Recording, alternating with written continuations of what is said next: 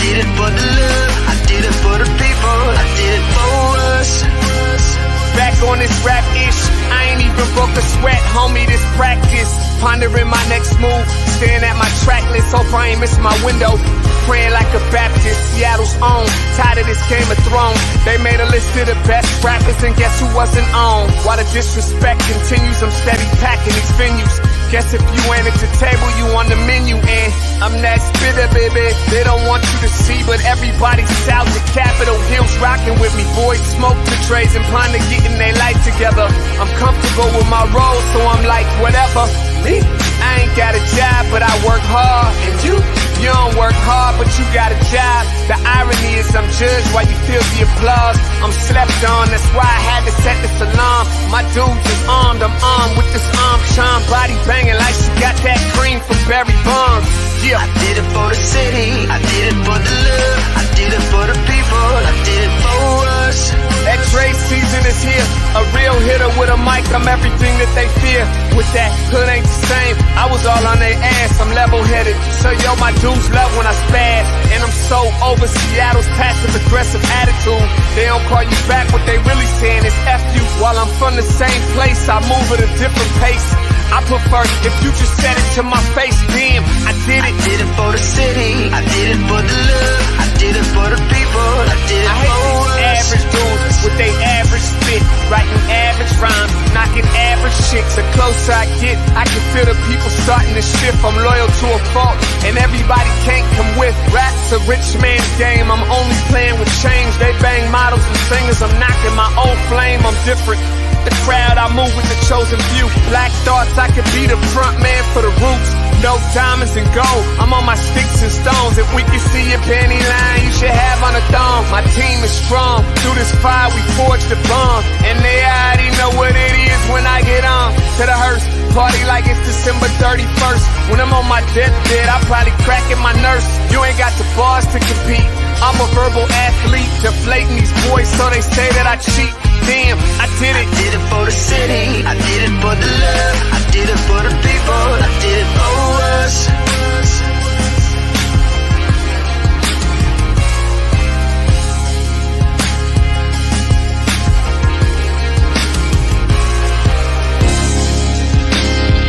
Yeah. I should probably start by apologizing for the long wait, man. You know, I know I be tripping. But I'm not just a rapper, I'm an artist, and, you know, my creative process is a little bit different than most. Nonetheless, I want to welcome everybody out to the Dre's Experience. I got TCF in the building, my whole camp's here with me. I got the band in here laying this cool-ass vibe. And I'm Seattle's own. Let's get into it. I just wanna live, God protect me. I just wanna live, I just wanna live. Good morning and grand rising to everybody out there. Welcome to the Morning Update Show. I'm your co-host, Trey Holiday, and happy to be back in the studio with my Converge family, and most of all, my co-host, Big O. What up, Big O? Trey Holiday, how are you? Good, good. Happy Tuesday, my friend. Yeah, happy Tuesday. Looks like we're kind of matching today. A little bit, huh? Yeah, no, good stuff. Before we get started, too, we've got a new live director today. First time live directing the Morning Update Show. Look at where you look nervous over there, Ike. Everybody's over there at T-Mobile Park because at 3 o'clock today is the Students of the Game Baseball Beyond Borders live event. So all the directors are over there. So we got Ike Everhart here today. I'm sure he'll do just fine. All right, everybody. Want to welcome you to the Morning Update Show and remind you that right now is the perfect opportunity to tag and share the stream. Go ahead and tag and share the stream with people who you feel would appreciate culturally relevant news and information emanating from right here in the Emerald City. Want to give a big shout out to our partners over at the South Seattle Emerald and KBCS 91.3 over at Bellevue College. Also want to remind everybody you can catch the Morning Update Show wherever you listen to your favorite podcast. Right there is SoundCloud, and we probably got that in the links, but you can also go and visit it Google, iTunes, Spotify. You know what I'm saying? We out there in the podcast world. Doing it in the podcast world. And honestly, that means that people all over the world get the opportunity to listen to the Morning Update show. And my friend was just telling me, hey, I've been catching your shows on the podcast. So love it. All right. Man, you know, the election, the election day is coming up next week. It's on the 3rd. You know, for us, we call this No Excuses season over here. And so remind everybody, you pick up your No Excuses gear by going to Where We Converge. You got it there, Ike? There it is. See, that's Ike there on the left, everybody, in this photo. whereweconverge.com/shop. And you can kind of let people know, man, that right now it's a climate for no excuses. Yeah, absolutely. We keep this message alive and well just so that everybody knows, man, you know, as you guys have been out there on the campaign trail, you know, hey, you get that seat, man. You got to do the things that you said you was going to do, and ain't nobody going to give you no excuses. Nah, definitely no excuses.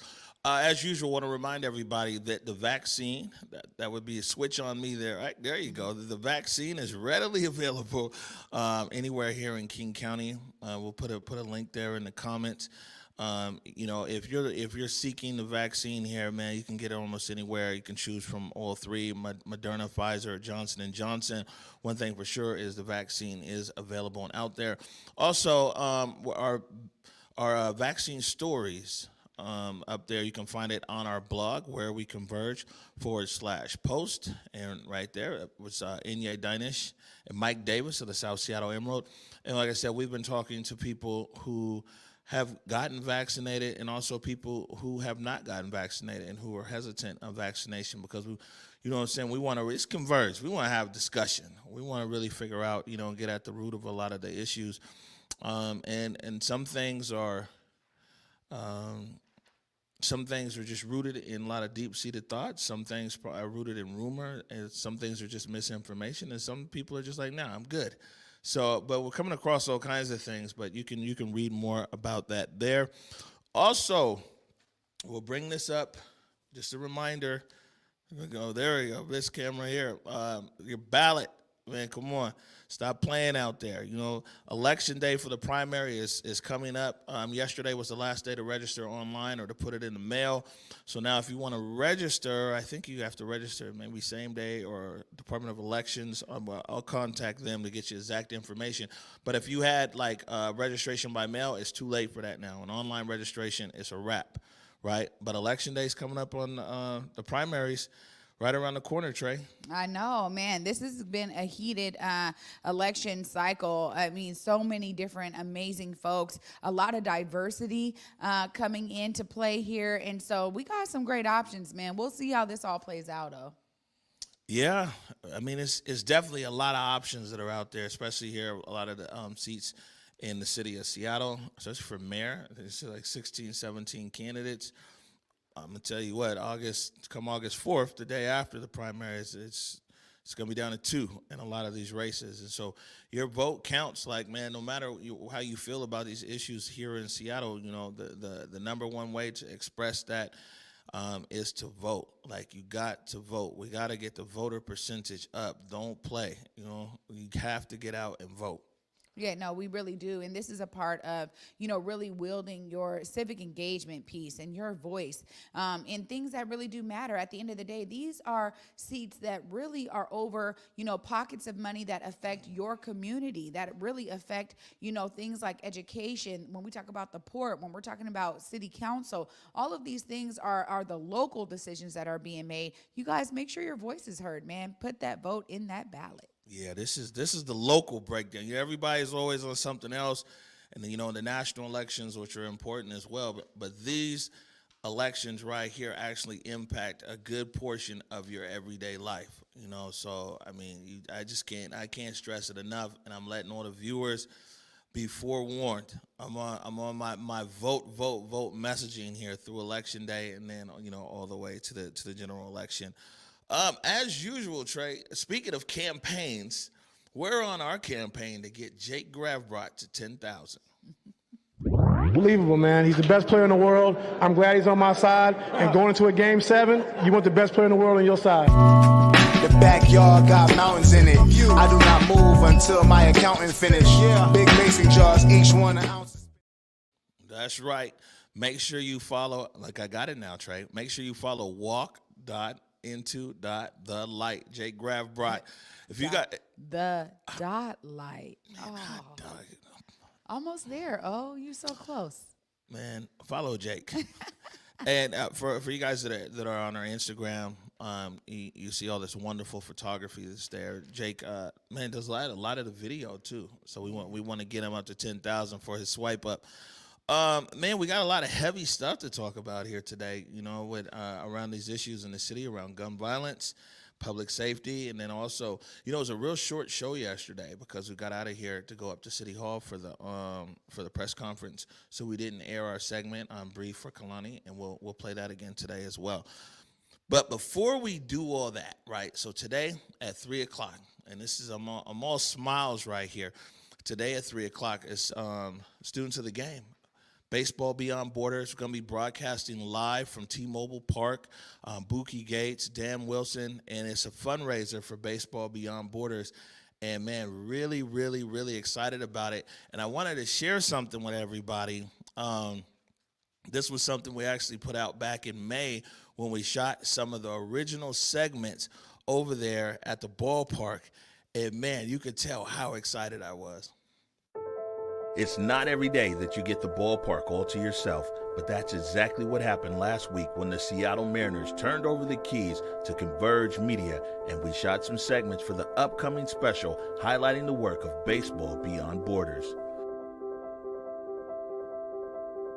I won't lie, I felt like a kid in a candy store, and it was an amazing experience being able to uplift Baseball Beyond Borders' work to bring more young black boys and girls into baseball and softball.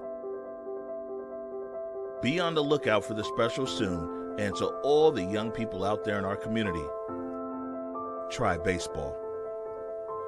Today is officially a good day. Man, I really was like a kid in a candy store, by the way. I'm like, whoa, we're at the ballpark. But that's today at 3:00. Anywhere anybody's watching the Morning Update show, they can watch Students of the Game, Baseball Beyond Borders. This is so exciting because really, you know, they're bringing so much information around baseball, and Baseball Beyond Borders has been so strong in community to continue to connect youth to a game, you know, the one game that we owned in black community when we think about the Negro Leagues. And so I love that this is going on. Excited for 3:00. Oh, good stuff. Yeah, buddy, we'll be here. I'm excited, too. Matter of fact, I'm going to stop by the team store on my way over there. They told me that I'm making a short appearance, so I'm going to stop by the team store and see if I can get a Steelhead jersey. We're going to take a break right now. When we come back, we're going to look at some of this tape from Mayor Durkan, Chief Diaz, Councilmember Lewis, and Councilmember Herbold around the last weekend's shootings and the overall uptick in violence here across the city of Seattle. You're watching the Morning Update Show. The Morning Update Show is going back on the road, and this time we're headed to Seattle's iconic Paramount Theater. Join me, Trey Holiday, and the rest of the Morning Update Show crew August 2nd through August 6th as we broadcast live from one of Seattle's most iconic landmarks and put a focus on the arts, culture, and music right here in the Emerald City. That's the Morning Update Show live from the Paramount Theater, August 2nd through August 6th from 11 a.m. to 12 p.m., streaming across all Converge media platforms.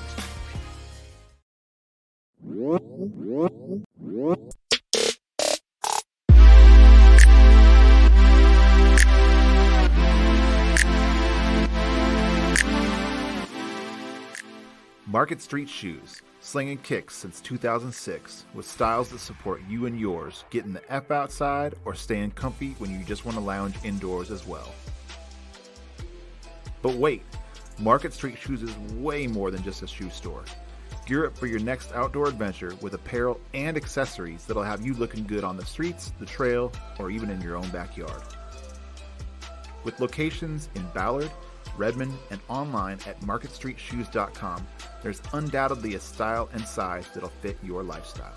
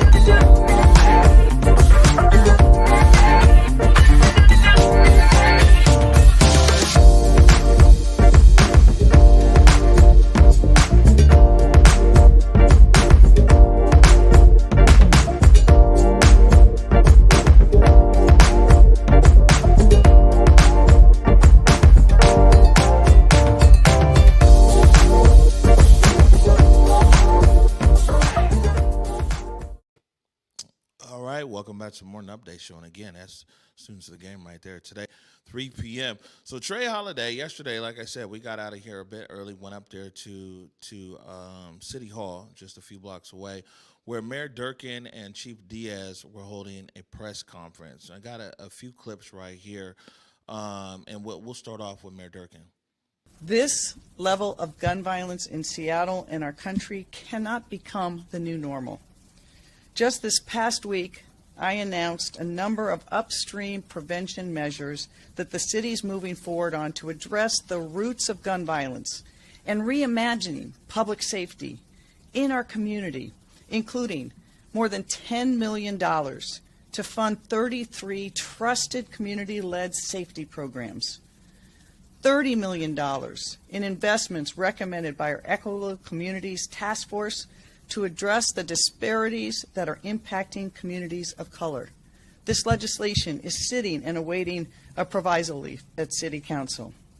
We announced a plan for a new specialized triage response team and the expansion of SPD's very successful Community Service Officer program, and $2 million to invest in a regional peacekeeping collective to deliver the wraparound case management and family-centered engagement that we know can help disrupt the cycle of gun violence.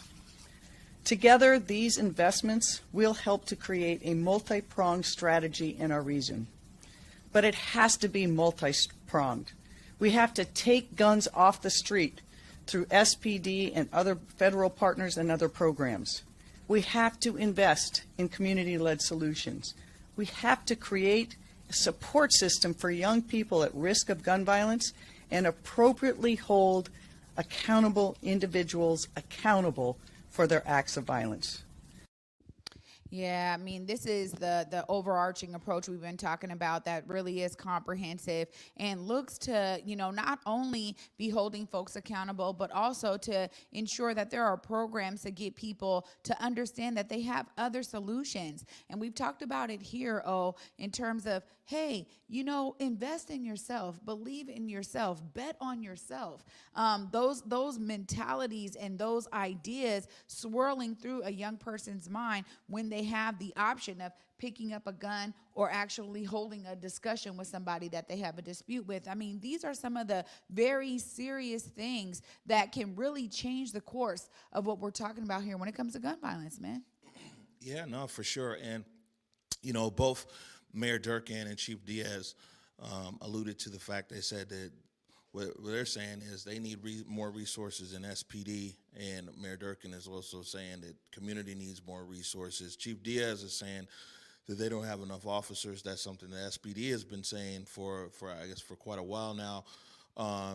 And they both talked about federal partners and federal partners coming in, and that always, it's just a kind of a complex issue because, we've had an experience there in the Central District. We were kids when the feds came in before, and, we saw something like Weed and Seed as well. It kind of puts the onus on, like, man, what we've been saying for a long time, that we community need to work in solving our issues in our community. It needs to be properly resourced, and I think that's what people are talking about. But yeah, it's real interesting to see what a lot of these other partnerships are going to look like. But here's just a short clip here of Chief Diaz. Again, majority of what he said is something that's actually got a lot of airtime, talking about getting more officers and what they're trying to do to hire more officers in the force. But this is the tail end of his comments yesterday. I've spoken even this morning with our federal partners, and they've all pledged to do what they can. But we also need our community to help us. We need to make sure that we're getting these guns out of the hands of people wanting to do harm. We need legal gun owners to keep their firearms locked up and safe so they can't be stolen and used to commit dangerous criminal acts. We need everyone to encourage friends and family to put down their weapons and find other ways to address concerns and resolve their issues. Make no mistake, this is a gun violence crisis. As police officers and public servants, we can't do everything. Lessening the devastation that is happening in our streets and our homes is not something SPD can do alone, and this is something we all need to do together. And thank you.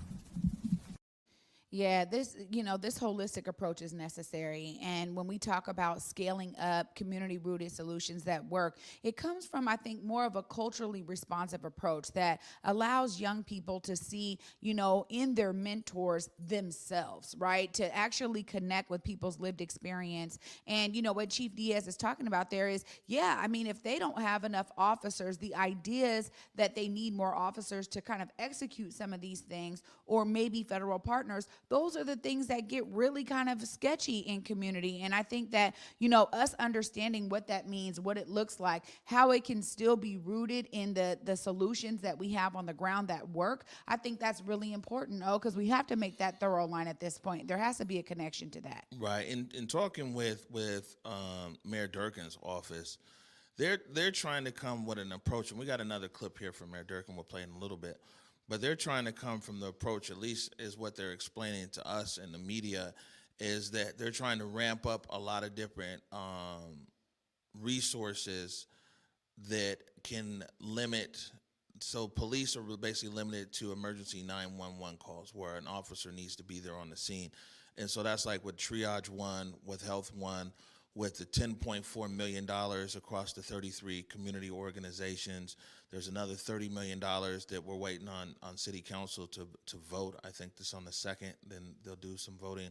But yeah, this is, that's the idea of it, right? Is that all of these investments are made, and that police are called when a police response is required. Right. But this is, we were talking about wanting to hear from city council and what city council had to say and what city council thought about things. And I reached out to the council communications office yesterday, and they Stephanie over there said that council members would be talking the same time that we were on air yesterday. And so we went back, and we have some comments here from Councilmember Herbold and then Councilmember Lewis. On Sunday, sadly, we know that there were shootings that left 4 people dead and 6 injured, beginning in the very early hours of Sunday and going until late Sunday evening. 4 of the shootings took place again during the early morning hours. 2 arrests have been made. Detectives are investigating all of the incidents, and they ask anyone with information to contact the Violent Crimes Tip Line. And that's 206-233-5000. I just want to lift up Chief Diaz's statement yesterday that people armed with guns are preying in our communities, and every shooting victim is one too many. Families are losing loved ones, and their trauma is real. However, lessening the devastation that is happening on our streets and our homes is not something that SPD can do alone.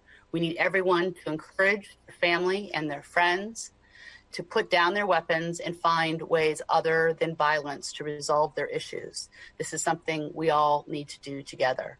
And I know we all join Chief Diaz in asking everyone to encourage everyone that we know to leave their weapons at home and look to find other ways to resolve conflict. These shootings required SPD to utilize all available officers from 1st and 3rd Watch, in addition to the crisis response group, to respond to these 4 separate incidents and other Priority 1 calls that were coming in at the same time. This comes as we have seen significant increases in gun violence nationally, here in Seattle and in the region. Nationally, homicides rose 30% and gun assaults rose 8% in large cities in 2020. And we all know that Black and Brown Americans are disproportionately harmed by the direct and indirect consequences of gun violence. I'm encouraged that Seattle is joining the regional approach to addressing gun violence. And last week, the mayor's office announced an intent to support a $2 million investment in King County's Regional Peacekeepers Collective, matching a similar investment by the county. I'm looking at front loading some of that investment in the 2021 budget and considering an amendment to the supplemental budget that is currently before the council. Yeah, this is what we're talking about. I mean, real resources are needed. And as Coach Dom said in the clip that we showed last week, that, this is the beginning. These investments are really the beginning because, the idea is that we do need millions and millions of dollars to address this, to really scale up the solutions that work is important. And, I like what Councilmember Herbold said there, that, we need to encourage our young folks. If you guys are a family member out there and you know that your young loved one in your family is resulting to gun violence or has the propensity to result in gun violence, to try to solve some of these disputes that we're seeing, kind of really bubble up to the surface and affect so many of us, it's on us to do our duty, to encourage young people to put their weapons down, to try to find another way of resolving their conflicts, right? I mean, honestly, we used to talk about this back in the day, and, comedians talk about this stuff all the time, but man, people used to duke it out. Like, look, if you got, a real issue, you could put your fist up and duke it out, and at least everybody gets to walk away and go home, right? That there's not people losing their lives, and that families are not losing loved ones, and mothers losing their children, and fathers losing their children. But ultimately, you guys, this is a great message here, that if you know that somebody in your family is more than likely to get wrapped up in this kind of stuff, how about you have that real sit down with them? Let them know that there's resources available. Connect them to programs like Community Passageways, Choose 180, Build 206. We have some amazing groups that are doing this work on the ground that come from similar lived experience, so they can actually help guide these young folks into something that's going to be positive for their lives. I agree. I think that we need to be doing much, much more in our families to try to dissuade all of this violence. Yeah, man, for sure. I mean, we've been saying it. I mean, things need to start in community, which really means in home. That's ultimately where a lot of things are going to be solved. We've seen, I mean, this is what I was telling you, yesterday, like our community has been dealing with a lot of these things over decades. And so when people are now saying whether it's funding or no funding and everything else, and I'm sure there are some impacts in that, then, it's the city is paying attention on this issue. But you can go back 20 years ago, 10 years ago, you know what I'm saying? 30 years ago. When budgets were never an issue and things like that, and we were still experiencing, I talked about how yesterday, being there a senior at Garfield High School and classmates being murdered. And so it's something that's on the city's radar right now, which is good because it's on the whole city's radar. But people should also understand that, unfortunately, this is something that certain parts of our community have been dealing with for a very long time.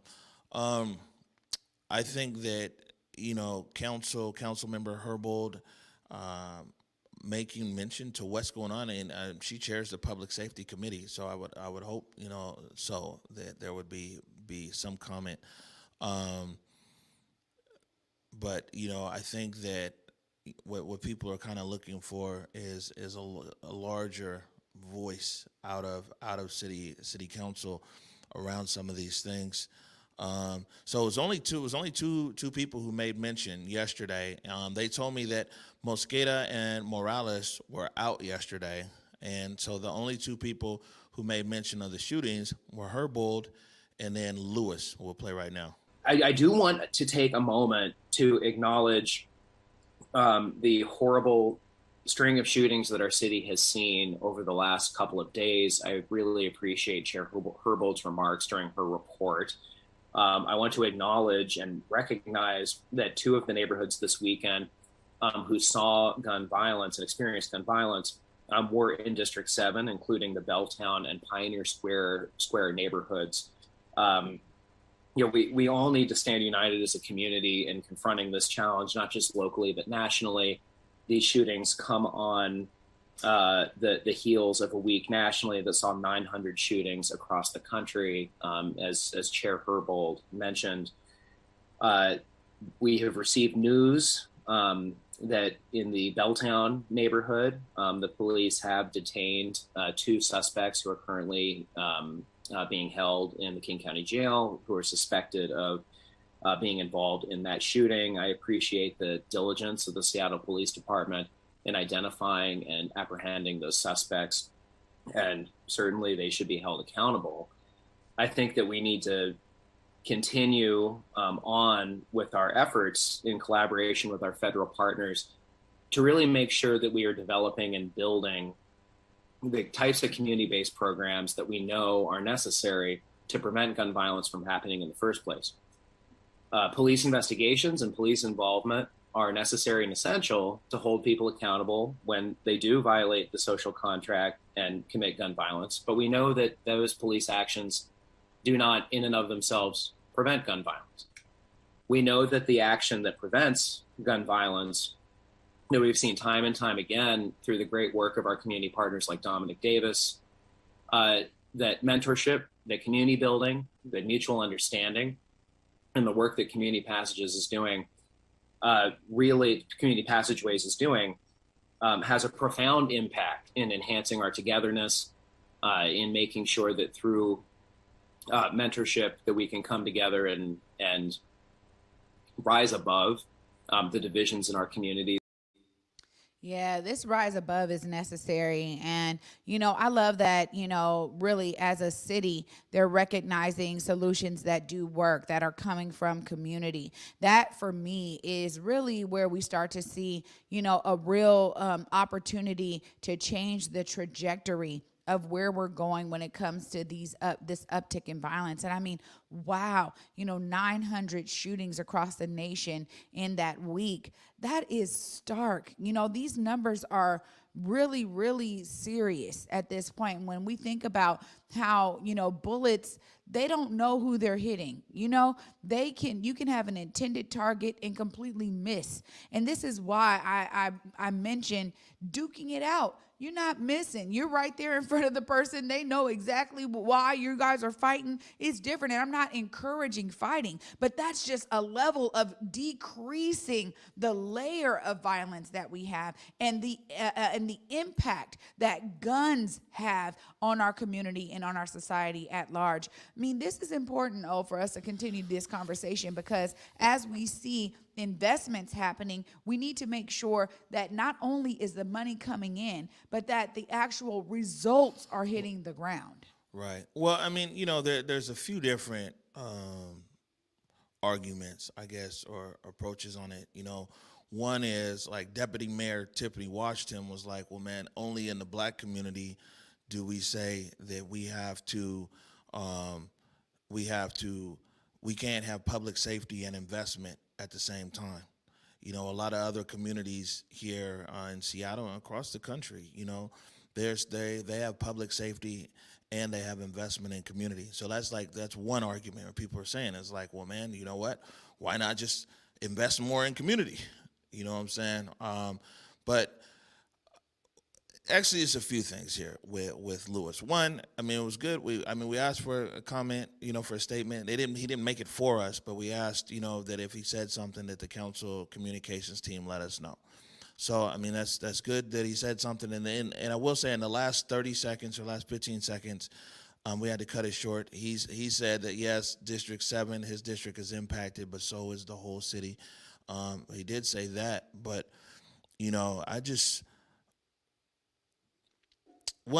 a few things I keep saying, but I don't think that some of these elected officials they're not experts on gun violence disruption. They're not experts on disrupting violence or anything else. But again, they do have a platform to come out and talk about these things. And so, if yesterday there was 2 council members out of the whole city council, 2 council members, Herbold and Lewis, who said anything. At least that's what we got from the communications office there at City Council. So 2 city council members said something about this, of what's going on in our city, which is interesting in itself. But I mean, there definitely needs to be this investment, and actually, we're going to have. Hopefully, we'll have Derek Wheeler Smith from ZYD, from Public Health ZYD on, and he was talking about in other cities and counties, the investment in different approaches to public safety is in the hundreds of millions of dollars. So we talked about it was $2 million that the city put up, and it was $2 million or close to that the county put up here in Seattle for like $4 million. But like down in Sacramento, it's like $200 million that's invested in different approaches to public safety. And so, you know, when we talk about here making an investment in public safety, you know, it's first steps for Seattle. When you look at other cities and counties across the country, you know, and investment has been made. And also, what I was saying is there's a few different approaches. The other approach is like you got a lot of people in our community and clearly other places as well. They're like, look, man, we're just tired of this, whatever it takes, you know what I'm saying, to get these people off the street, do that. You know, and then there's another group that's like, man, get them off the street. And yeah, I'm all good with you guys investing at the same time and timeline and something else. But all I know is we got to do something. No, I mean, you're right. Oh, we have to do something. And I think that that's why a holistic approach is what matters. I mean, folks in community have been talking about treating the whole person. What does that look like? So having wraparound services for these young people who find that or feel that, you know, hey, me picking up the gun is the only option I have, you know, getting them to actually understand it in a multitude of ways. It does take investment. But I think what you're saying, too, also, that's really important here is that it takes a genuine care for our people. The fact that only 2 council members were able to speak on this is a bit appalling to me, right? Where it's like, wait a minute, this is something that's affecting the entire city.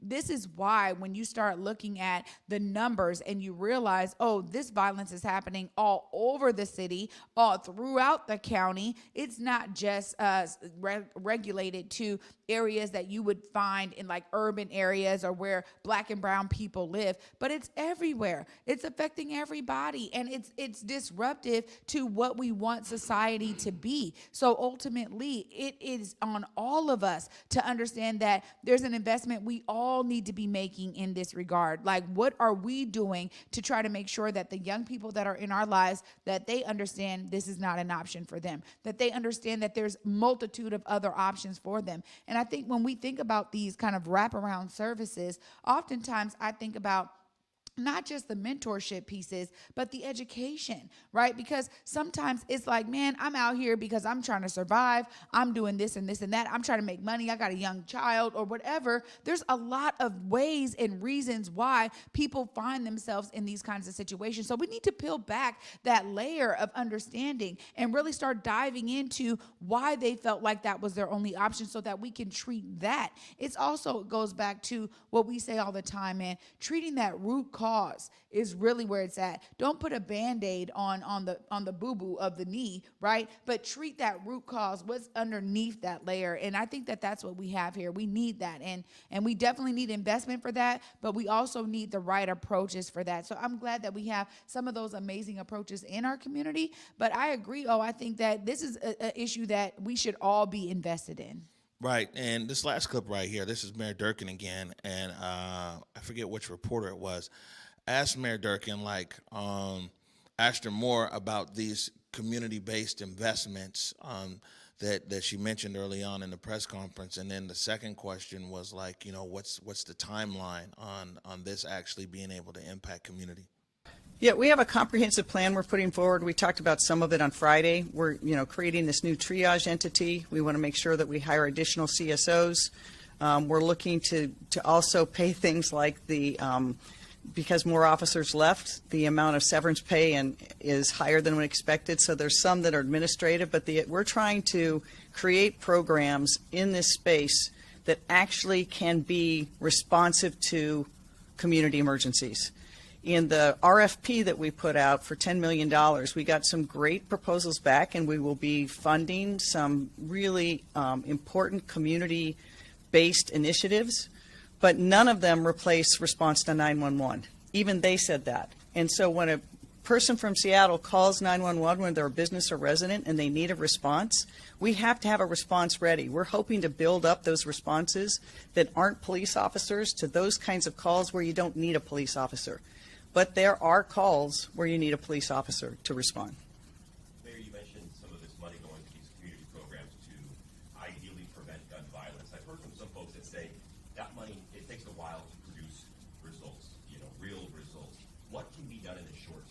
that's feasible and does produce results and takes guns off? So it's the comprehensive approach that is going to actually get the best results, both short-term and long-term. These community-based programs do take time. I mean, you've got to build up the capacity and you have to build up those programs to really get to the prevention part of this. You have to have credible messengers who can get in and work with community to really deter the violence in the beginning. And then you need the services for community that is stricken by that. And it has to work hand in glove with building opportunity from the moment that a child is born all the way through. On the law enforcement side, it's why we're looking at things like not just a police response, but Health One. If we get a call and there's a low acuity call, instead of a police officer going to that scene, we can have Health One go, and then the police officer that normally would go is freed up to respond to an emergency event. The same with the triage unit or the CSOs. They can respond to those calls where you don't need an armed police officer, and that gives the armed police officers more flexibility to respond to the calls where they're really needed. Those sound more, I guess, reactive. In the short term, though, what can be done to maybe stop those calls from coming in the first place? The number one thing is community. Community has to be the first voice that says we won't take this violence and works themselves to stop the violence in this community. Second is we got to get more guns off the street, and we're doing that. We are taking a record number of guns off the street in the city of Seattle, but if you look at the crimes, the chief can give you the exact data, but many of these shootings are happening with stolen guns. Yeah, this is really important, when we talk about, these comprehensive approaches. And, this is, for me, I realize, sometimes it takes us having these upticks, us having to go through families losing loved ones for people to really just be shaken up and understand that we need new approaches, that we need new ways of thinking about this, that we have to elevate approaches and strategies that have been working on the ground for many years, but they've been doing it, really stretched thin in terms of their capacity. We need to be able to look at this in order to transform the way that we even think about public safety. And I think we're really in, I keep saying this transformative time, because so many different things are taking root and taking shape in terms of how people are understanding the nuances that are existing in all of these realms. And violence is one. I mean, when Mayor Durkan is there talking about majority of those guns are stolen guns, that's a huge part of the data that's important to understand how this stuff is happening in the first place. So I think we're all really getting educated through these tragedies, unfortunately. And again, for those family members who have lost loved ones, who have been victims of this gun violence, man, we send you love, because we understand that right now we are all learning through your tragedies, through the traumas you're experiencing as family. We have to learn so that we can do better. Yeah, I mean, unfortunately, I'm putting it like that. It's been a long learning curve, and yeah, I mean, this is something, and when we really look at it, of course, we live here, and so it's close to us. But violence is erupting across our whole nation right now. I mean, it's all over, and from big city to small town, from urban, from we'd say people of color to white folks to Hispanic. I mean, everybody. It's just a wave of violence going across our country. I would say here that it would be great to get all of the city leaders on the same page. That would be a good thing to be able to see. And now, we're going into an election here. There's an election on Tuesday. You know what I'm saying? There's an election actually coming up here on next Tuesday, and it would really be interesting, or not even interesting. It would just be great to get everybody kind of on the same page. And the thing is it's okay to say that you don't know everything. I tell people all the time, I'm smart enough to know what I don't know. Man, do I know all the answers, solutions to this? We've been covering this stuff for years. No. Would I consider myself an expert? No, but that doesn't mean that I can't show concern, that I can't show sympathy, empathy, if I can't, that it doesn't mean that I can't show up. That doesn't mean that I can't lend my voice. And I think I don't know what's going on as far as why, everybody really can't get on board as to, how we're gonna stop this gun violence here in the city. For a long time, man, the silence has been deafening. The silence has, as 100%, it's been deafening. And it's really been a lot of the small media outlets, like Capitol Hill Seattle blog is one of them there, CapitolHillSeattle.com. It's been the small media that's actually that's put a lot of humanity on a lot of these murders. Because, like even this morning, somebody was shot this morning on the South End, man. You got that slide, SPD? So, what's happening. And you guys who watch this show for a while, we've been on officers responding shooting 4600 block of South Graham. Victim transported there to Harborview. We've been covering this for a while, for a long time, actually, too long. And I don't know. I see some things happening though. There's, like I said, there's investments being made. I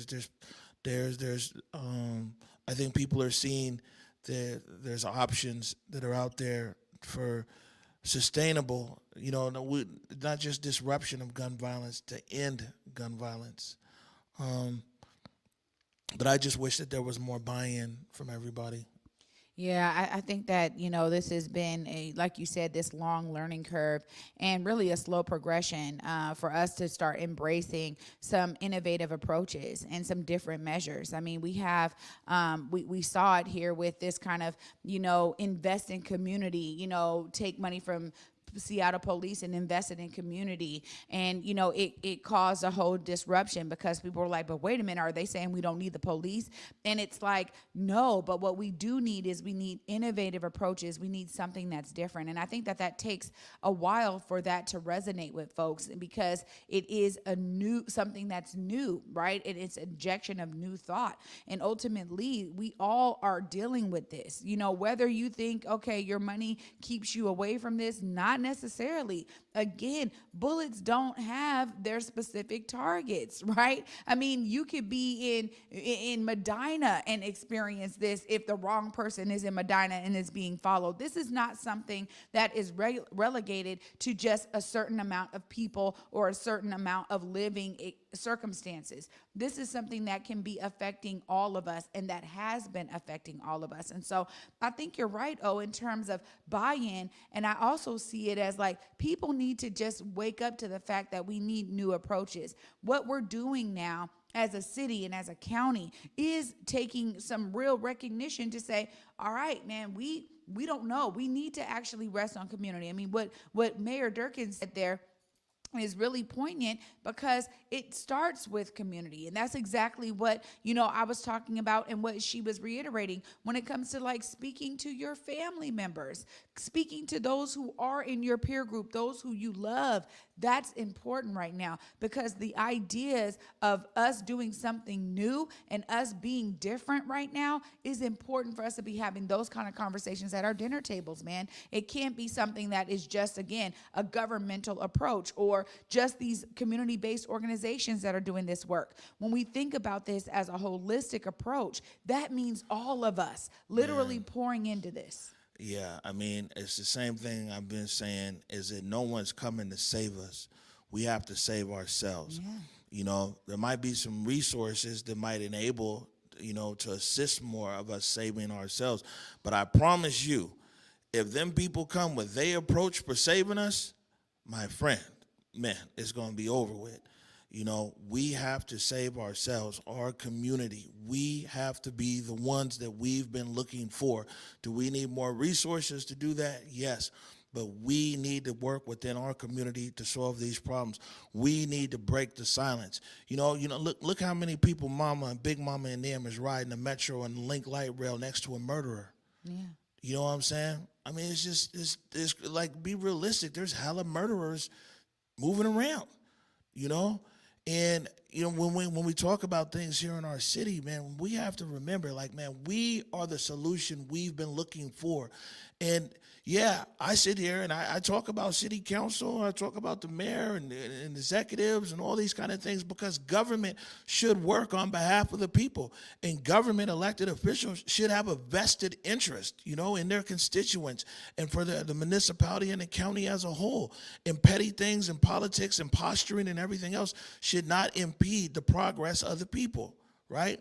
But on the flip side of that is, man, we are the people we've been looking for. And if we want a better community and a better Seattle, then like we, the citizen stakeholders, man, we gonna have to like ramp it up. We have to get more involved in these solutions that are out there. Looks like we're getting up on time right here. We still got our segment for Breathe for Kalani. We're gonna take a quick break right here. We're gonna come right back. You're watching the Morning Update Show. Hey, everybody. We all know that COVID-19 has had a major impact on everything this year, even energy bills. Puget Sound Energy understands the ongoing struggle that's facing its customers. And this is why they're offering a COVID bill assistance program of up to $2,500 per qualified customer. If you or anyone you know are currently behind on energy bills, please contact PSC today to discuss all of the assistance options available. Visit psc.com/COVID to learn more. Hey, it's me, downtown Seattle, C-Town. Wish you were here. Here to explore inside, outside, and everywhere in between. Where it's easy to get my good side. Here, where my rooftops invite you to come early and stay late. Where every view is a postcard, and each night out might be your best night ever. See you soon. Love, C-Town. My name is Ashley Painter, and I stand with Breathe for Kalani. We are having a Black Health Equity rally, and we are defending the life of Kalani Bolton. Say her name. Say her name. Say her name. We're here to defend the life of Kalani Bolton and to shed light on medical negligence and racism.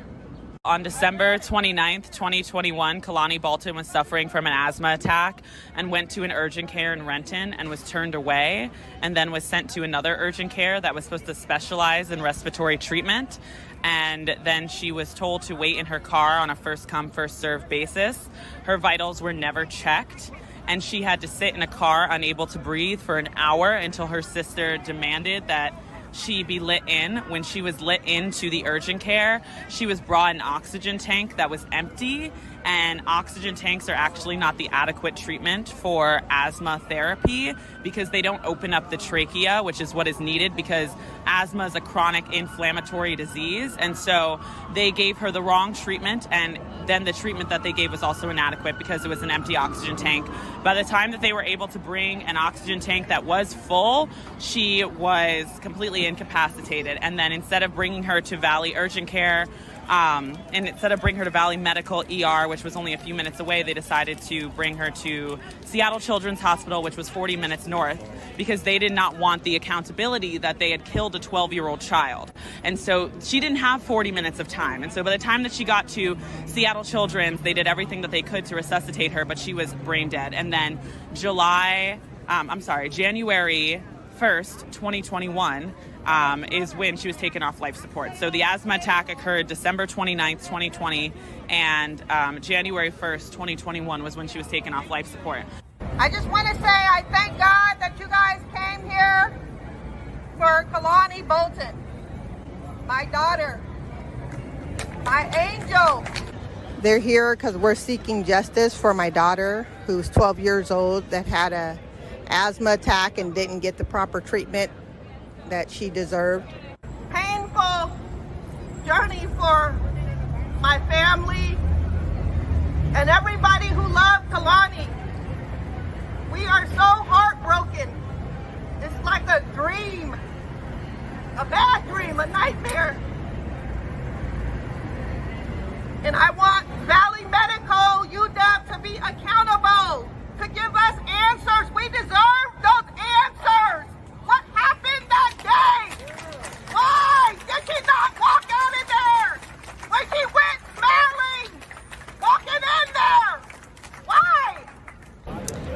I'm here in support of Kehlani's family and getting the word out there and making sure that we make this go global. What happened to this little girl is horrific. She's not the first, but we want to make sure that she's the last. So that's why I'm out here. A black child is dead. If we don't care about our black children, if we don't care about our black girls, I don't know why we're here. There's a protocol, there's a standard operating procedure. When somebody comes in with asthma, the assessment and the steps that we as nurses know, it's there, and so there were things that were missed, and for that there is a medical malpractice, and we can't help to include that, would this have happened to, to a little white girl? A harsh reality is that it's not only our policing system, it's not only our criminal system, it is also our healthcare system that ignores our pleas of I can't breathe. We actually met with Valley Medical UW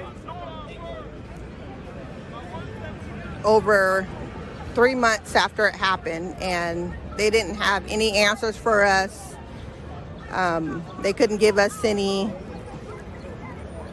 no answers, and on top of that they were unapologetic. They were just hardcore, and they were basically trying to see what they could find as far as what we said. So I just don't feel like they've done any communicating. They put out false news on their websites stating they've been in contact with the parents when they have not.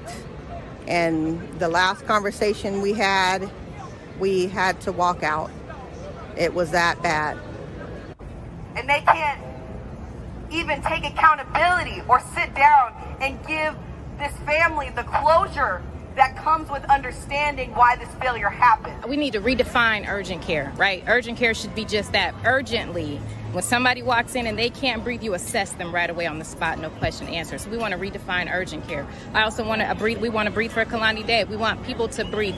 Kehlani's not the first, again, and she's not the last that deals with asthma. But in 2021, people, especially children, should not be dying from asthma. So do we need to redefine what the protocol is, for asthma? And that goes back to the healthcare system. We need to do a root cause analysis. Go back to the table. Let's look at what our standard operating procedures is so that we can fix this so they don't happen to nobody else. What do you want people to remember the most about your daughter? How she was a 12-year-old, active, energetic, gymnastics, track, dance, young child that was looking forward to a bright future with asthma that never stopped her from doing anything that she had to do. And on top of that, just her smile and how Kehlani, she always brought everyone together, and that's what I miss. I miss that whole energy, that vibe, that ambition she had, that drive. She just is truly missed, and we're heartbroken every day, 24/7. Wow. I mean, this is so important for us to all understand when we talk about enwrapping our families in love, sending love to the mother of Kehlani Bolton, Christina Williams, sending love to all of the family members, everybody who helped to put that together. Kudos to you guys, because it's important that we understand when we talk about medical malpractice, medical racism, what does it actually look like? Well, we have an example, a stark example right here in Kehlani's experience. Going there and looking for care and being treated the way that she was, we have to be able to uproot these things in our medical care system. And I'm so glad, that you could make it there and be there for this family. At the end of the day, when we think about somebody who's 12, so much life ahead of them, and this is how it ends, we have to do what we can, whatever we can possibly do to make sure she's the last. I agree with that message 100%. Yeah, it was a rally there at Westlake, and then they marched up to Capitol Hill. Then they came back to Westlake for a vigil. A mix of all kinds of different people representing all kinds of different things that were there, but behind the common cause of raising awareness around this case of Kalani, and from the Black nurses, NAACP, a lot of just activists, Black Action Coalition, all kinds of different groups were there. And and talking to Christina, to the mom there, she has a high level of dissatisfaction, obviously, with the hospital and University of Washington Medicine, but also with the mayor. What didn't make it in there is the mayor of Renton. I guess that, she had been wanting to meet with the mayor and sent some dates. They sent dates back and forth, and then the mayor never confirmed she wanted to meet with the mayor. And I guess apparently city council members over there in Renton, but getting little traction out of a sit-down over there. These politicians would be surprised just meeting with people. Sometimes it does go a long way. And so we're in the process of reaching out to some of the different entities that she mentioned here. And when we get some feedback, we'll update the audience. Good. I'm glad, because it's important. And I think sometimes they need to understand that it's not just important to the family, it's important to the community. So I love that people showed their love and support on Saturday for hashtag Breathe for Kalani, man. We all need to be breathing for her. This is true. This is true. All right, so we're up against the hour, actually a little bit overtime. Big day today because, like I said, heading over there to Safeco at 3 o'clock for students of the game, Baseball Beyond Borders. Great live stream with Bookie's going to be there, Dan Wilson. It's a fundraiser, the annual fundraiser from Baseball Beyond Borders. And so anywhere you're watching the morning update show, that's coming on at 3 o'clock. We'd love to have you guys, tune in and be supportive of that. Before we get out of here, Trey Holiday, any last words? Clearly, we see that folks like Ashley right there, who's been really helping this family and leading so much around Breathe for Kalani, people are seeing themselves as part of the solution, and they're digging in ways that are incredible. And I encourage all of you to dig in, find a way for you to be a part of the solution. It's important that we all are giving to these innovative approaches and solutions, as we see when it comes to gun violence, medical racism, all of these issues need our voices, man. See yourself as part of the solution. All right. Good stuff. Man, we want to thank all of you out there. See, this one is still tight, Ike, but you know what? You guys in the comments over there, give Ike Everard some love. This is his first time live directing here by himself, too. And he has done a fantastic job here today. Good stuff, Ike. Good stuff, kiddo. And also, Feel Good Friday, we're looking forward to it. He sat down with Jamal Crawford with the crossover, the program that Jamal Crawford's been having. And so Ike took his cameras and microphones and lights out there to SPU. And so we got a nice Feel Good Friday coming. But, all right, I'm going to get out of here. We'll catch you again at 3 o'clock today for Baseball Beyond Borders. Students of the game, man, please encourage you to join us there and join in. But otherwise, want to remind you, go forward in your purpose, go forward in your humanity, and until tomorrow at 11 a.m., peace. Lift every voice and sing, till earth in heaven ring with the harmonies of liberty. Let our rejoicing rise as the listening skies. Let it resound loud as the rolling sea.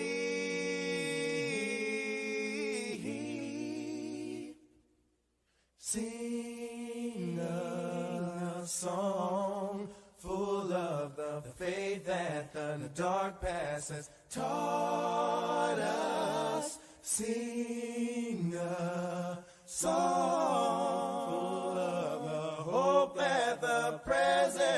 has brought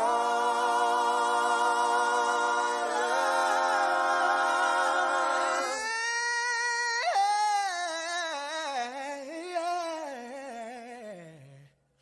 Facing the rising sun.